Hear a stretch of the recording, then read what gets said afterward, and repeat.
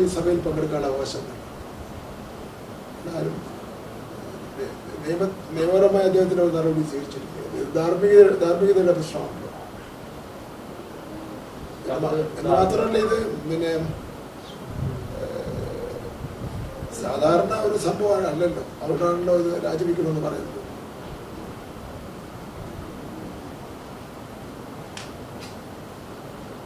അസാധാരണമായ ഒരു സംഭവമാണ്. അസാധാരണ സംഭവം എന്ന് പറഞ്ഞാൽ മൊബൈൽ ഫോണിന്റെ സംഭാഷണം കേട്ടാൽ മനസ്സിലാവുമല്ലോ, നിന്നെ ഞാൻ കൊല്ലും, നിങ്ങളുടെ കേട്ടിട്ടുള്ളതാണ്.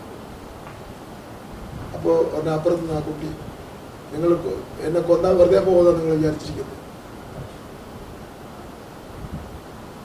ഈ കുഞ്ഞിനെ നീ എന്ത് ചെയ്യും? അതെന്ത് ചെയ്യുമെന്ന് ഞാൻ തീരുമാനിച്ചോളാം. പിന്നെ ബാക്കി കാര്യങ്ങൾ ഒരുപാട് വധിമാരികളുണ്ട്, ഞാൻ പറയുന്നില്ല. ബാക്കി കാര്യങ്ങളിൽ അങ്ങനെ.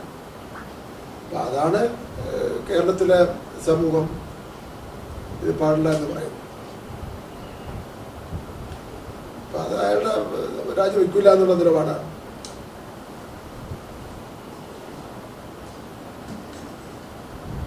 നിയമസഭയിൽ ഉണ്ടായ സംഭവവികാസങ്ങളുടെ അടിസ്ഥാനത്തിൽ എൻ്റെ പേരിൽ എടുത്തിട്ടുള്ള കേസ് ഹൈക്കോടതി പിന്നെ പിൻവലിക്കുന്നത് തള്ളിയപ്പോൾ ഞാൻ രാജിവെക്കണമെന്ന് പറഞ്ഞ് ഒരാഴ്ചക്കാരാണ് മുദ്രാവാക്യം പിടിക്കാറ് നിയമസഭയ്ക്കകത്ത്. ഇത് എത്ര ദിവസം മുദ്രാവാക്യം പിടിക്കേണ്ടി വരും? സ്വന്തം പാർട്ടിക്കാരെ പല കാരണങ്ങളാൽ അവരുടെ ജീവൻ നഷ്ടപ്പെടുന്ന നിലയിലുള്ള പ്രവർത്തനം നടത്തുന്ന ഒരു രാഷ്ട്രീയ പാർട്ടിയായി കോൺഗ്രസ് മാറിയിരിക്കുന്നു.